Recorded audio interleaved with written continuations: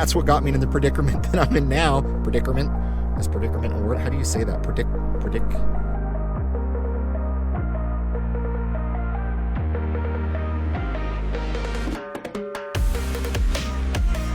You can never have too many big V8s. Would I like a Hellcat? Yes. I would take one for breakfast, lunch, and dinner, and twice on Sunday. I want to start this.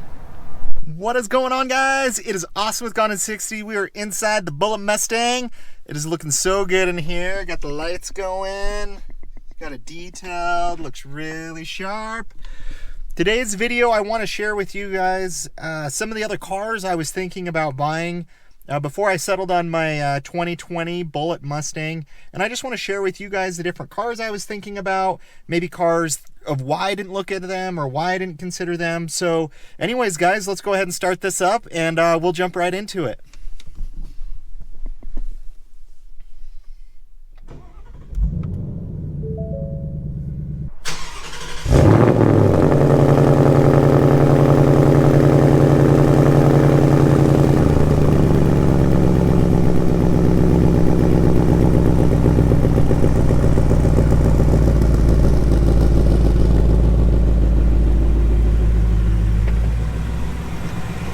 Alright guys, so let's jump into the list of the cars that I was considering buying before I settled on my 2020 Ford Mustang Bullitt. So at first, the plan was to keep my Dodge Challenger Scat Pack and add another car to the channel to give me more content, to give you guys something kind of different to view, something different, maybe bring in new subscribers, different views. And there was actually a reason that I did a review on the Ford Mustang EcoBoost. So I showed you guys some pictures, some images of a couple Ford EcoBoost Mustangs. And the reason I was considering that is because I was considering to keep my Challenger. I had a big V8.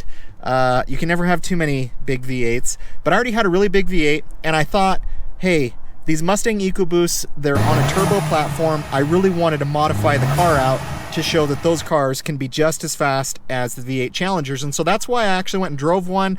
My wife and I, on our anniversary, we went and drove that Velocity Blue one. And it was an automatic, but it had the digital gauge cluster. And my wife got like super excited when we drove it. And she's like, hey, go out and buy one of these. I think would be awesome. She doesn't drive my car very much now because it's a manual transmission. And that was an automatic. So for me at the time, you know, it was tough to do just because I didn't want to buy an automatic, but my wife was like really excited about possibly getting one. So my wife was like, you know, I would take this out on the town with my girlfriends. I would take it to get my hair done and everything. And she's had a manual before. Like when I met her, we both had manual transmission cars. And so I thought, hey, let's do an automatic EcoBoost and let's modify it like heavily. Bigger turbos, bigger intercooler, tunes, downpipes, you name it. And I really wanted to kind of go that route. But as I really thought about my channel and what I had built, having automatic just wasn't in the cards for me, and I wanted a manual transmission. And so I considered maybe doing a manual EcoBoost, but then I started looking at the price of them. I started looking at the premium EcoBoost high performance because they had about another 20 horsepower and they had the motor that came out of the Focus RS. And so I was considering doing that, but then when I started looking at the pricing and I was like in the mid-30s, and I thought, hey, it doesn't really make sense to do this. And I've driven some different Mustangs before, and so, you know, I kind of quickly shut down the EcoBoost thing, and then I started looking into kind of 5.0s, and I started looking into Bullets, and we'll talk about that. So another car that I was considering on getting, in addition to keeping my Challenger, was a Nissan 370Z. I have nothing against imports. I actually really like imports. I think they're very customizable in terms of tuning them and what their performance capabilities are. And I've always loved Nissan. You know, Nissan Sentra, I had one in high school, and I modified the heck out of that car. And you know, for me, I've always liked Nissans, and so I thought about, hey, maybe I'll get a 370Z. But then I started looking at the Nismo packages, and they're really hard to find, really tough to find new, and I think they're kind of overpriced. And with the new 400s coming out, I just decided that wasn't a route that I wanted to go. And a lot of people kind of complained about a lot of the things of the Nissans that they didn't really change within them, that I just wasn't overly excited about. So I was at first kind of considering keeping the Challenger, do I do an EcoBoost? Do I do a 370Z and still do Challenger content with those two? And that was kind of a path that I went down. But really when I stuck to what it is my channel's about and what it is about branding it, is I really wanted to have a big V8 on the channel. And so that's when I kind of kicked around, you know, maybe seeing what prices I could get for possibly selling my cars.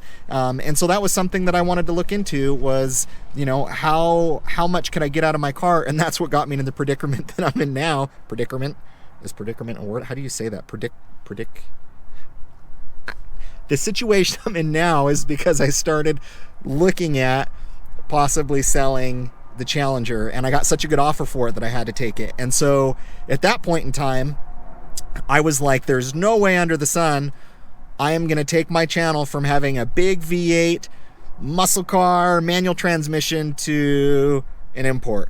It just wasn't a direction that I wanted to go. So, you know, as part of looking at the EcoBoost, I was also looking at some Camaros. I was looking at the 4-cylinder Camaro. I was looking at the V6. I was looking at the V8s. Really, I'd never driven a Camaro, so I wasn't really set on what I wanted to do. And so I just drove one. And after driving one, I quickly determined that a Camaro was not a car for me. No offense to any of you out there that own a Camaro. Just the inside of the car and seeing out of it and how everything is shaped in here, the driving experience, it just wasn't for me, although Chevy makes really great products. And so that quickly, you know, got rid of the Camaro idea. And then, you know, looking at a Hellcat, I just can't afford a Hellcat, guys. That's the truth. Would I like a Hellcat? Yes. I would take one for breakfast, lunch, and dinner, and twice on Sunday. But I can't afford a Hellcat, not at this time. You know, I would love to in the future get a manual Hellcat Challenger. I think that would be freaking sweet. I would also love to own a Charger, but I really didn't want to replace it with another Scat Pack because I've already done content on that. And so the only reason Hellcat was ruled out is because of price. If I could afford a Hellcat, I'd be driving a Hellcat right now. That's exactly where I would be going. So as I kind of progressed in my journey, after I had gotten the offer for the car, decided I was going to sell it, and I was looking at cars and I'd ruled out some of these other options, I fell in love with the Showstopper red interior on the 5.0 Mustangs. And I really, really enjoyed the interior of them. I thought they looked really sharp. And, you know, I fell in love with a car at Auto Nation in Katy, Texas. And I would have bought that car if they would have come down a few $100s on price. I felt it was priced still just a little bit high for what the car was. But as you guys can see, it's got Showstopper red, it's got the digital gauge cluster, and it had active valve exhaust. For me, I wanted it to be a manual. I wanted to have the digital gauge cluster, and I wanted it to have features that my Dodge Challenger currently did. You know, my Challenger just has cloth seats, very basic interior, and I wanted something that was the complete opposite of that. I wanted a car that was a little bit more nimble. I wanted a car that had leather seats. I wanted a car that had heated and cooled leather seats. You know, I wanted a digital gauge cluster. You know, I wanted some different exhaust options with the car. I wanted Magna-Ride suspension. There's a lot of things that I wanted. And so that Mustang was really good because I thought the look of it was really cool. That silver color, I really like the wheels on that one. It really stood out to me more than a lot of the other Mustangs that I looked at. The silver with those wheels and the Showstopper red. The problem is everybody I asked about the Showstopper red color, other than maybe one person, hated it and couldn't stand it. And then I was like, well, I don't really care. I'm doing this for me anyways. But I really like the Showstopper red. And, you know, the reason I kind of looked at Mustangs is because of just the features that they have. There's a lot of features that I think they've done really well, and we'll talk about that in another video. But these cars are highly customizable. There's a lot of things that you can do to them. But as I started kind of thinking through it, you know, I thought, gosh, this Mustang really isn't that unique other than the Showstopper red. And it was priced a little bit higher. I'll show you guys kind of a screenshot of what they wanted for the car. And it was just priced higher than what I wanted to pay for it. And I just... man, those guys, we struggled to communicate. I tried every way under the sun to work with them on that car because it fit my budget. It was about the same payment wise of what my Scat Pack would have been or was. And with me putting the money down, it would have basically made it a wash in terms of costs. It would give me something to film new videos on, but I felt it wasn't unique enough for the channel and what I wanted to do with the channel. And so anyways, I decided to not do that. You know, I tried trading in my car to them via a different dealership in Vegas, another AutoNation, and they just lowballed me on it. They didn't want to negotiate. I even said, hey, come down another few $100 and we got a deal. They didn't care at all. And so, but it was meant to be. And so, you know, I actually started looking up Bullitt Mustangs, because a Bullitt Mustang popped up for sale in Charles City, Iowa. And if you do a search right now on Auto Trader and you put in new 2020 Bullitt Mustangs, you can find about 17 of them in the country. When you do black is even more rare. And black was something that a lot of the dealerships requested because they wanted something that maybe sold a little bit better. The green color's hit and miss. And I will say at first, I did not like the Highlander green, but I actually really love it. And I think it looks awesome.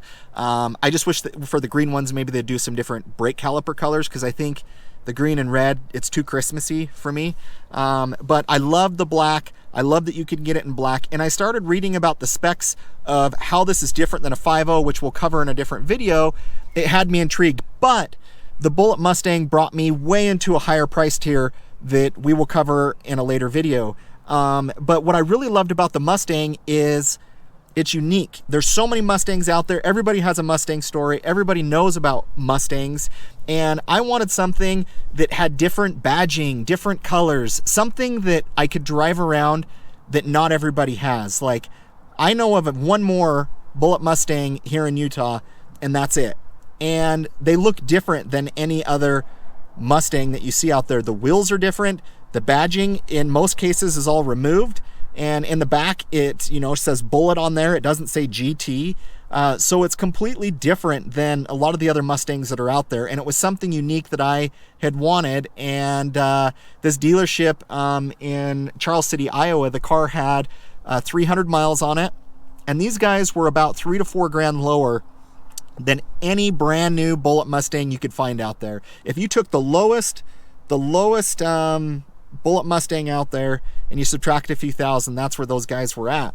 And so the price was good, but it had 300 miles on it. I was kind of questioning that, because I was like, guys, this isn't a new car. You know, how is it that this car has 300 miles on it and it's supposedly a brand new car? And, you know, what they did is they did a dealership trade with a dealership in Chicago, and they drove it to Charles City, Iowa. These guys are in a very remote location. Trust me, I know. And, you know, they actually have people that drive cars for them. They'll deliver a car to your doorstep. They'll go pick it up. So they did a dealer trade for a truck with a Ford dealership up in Chicago. And I checked, trust me, I ran a Carfax to see, like, hey, maybe did an owner get this and they traded it back in after a few hundred miles? Like, I wanted to make sure there wasn't any shady happening with that, and it all checked out. I'm the only owner of this car. It was brand new, so it had 300 miles on it. So I used that to my power and saying, hey guys, this isn't a new car. You know, some of the things that made me scared with having those miles on it is you don't know who drove the car. You know, these cars have a break-in period. You know, some argue 500 miles. I believe the manual says 1,000 miles. So it's like, how were those 300 miles driven? And, you know, that was definitely a question for me. You know, what was the condition of the car in and everything else? And so for me, the price was right. And even where they started at asking it on the website, they came down a couple thousand from that. And for me, what ended up selling me on this car is how customizable these Ford Mustangs are, how there's no other Bullitt Mustangs really around me that I know of other than one. I can make really cool content for you guys, because these are not just your standard GT. They have a lot of differences. Horsepower is different. The badging is different. Options, some of the options are different, and I'll cover those with you guys in a later video. But it's unique, it's different, it's fun, it's faster. And there's just some really cool things that I love about it. For example, you can only buy this car in a manual transmission, and dude, that's gone in 60. That's what we're about, right? And so for me, the price worked out. The dealership was really cool, great customer service. I had a unique car. They're willing to deal with me, as I wanted to see car values. And so I put it in, okay, I've owned this car for, let's say 2,000 miles, because I knew I was probably going to be driving it back versus shipping it.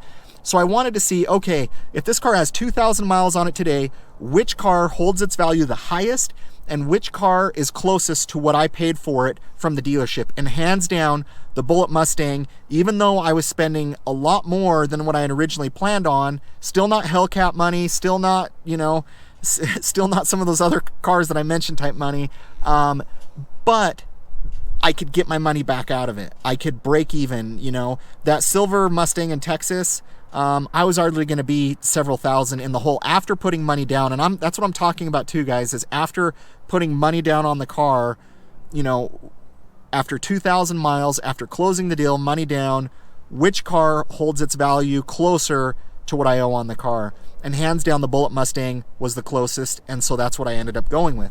Guys, I love the car. It is freaking awesome. I love so many things about this. I'm so excited to bring you guys content, but that's the reason I kind of went with the Ford Mustang. So I considered other muscle cars. I considered some imports. I only considered some of the imports if I could keep the Challenger, but the offer I got on the Challenger was too hard to pass up, and then that left me needing to fill a hole with a V8 in terms of what am I going to replace it with on the channel. So anyways, guys, I will share with you more in-depth videos of what I paid for the car, all the features this car has, how it's different than a normal Mustang, and I can't wait to bring you guys that content. But those were just some of the cars I was considering looking at. What do you guys think? Did I make a good call? What do you guys think of the car? I would love your comments. I would love your opinions below. If I made the wrong choice, that's okay. But, you know, for me, Mopar still runs really deep into my blood. I'm going to be able to afford a Hellcat someday. Hopefully this channel takes off to the point where I can do that. But for right now, we're rolling in the Bullitt Mustang.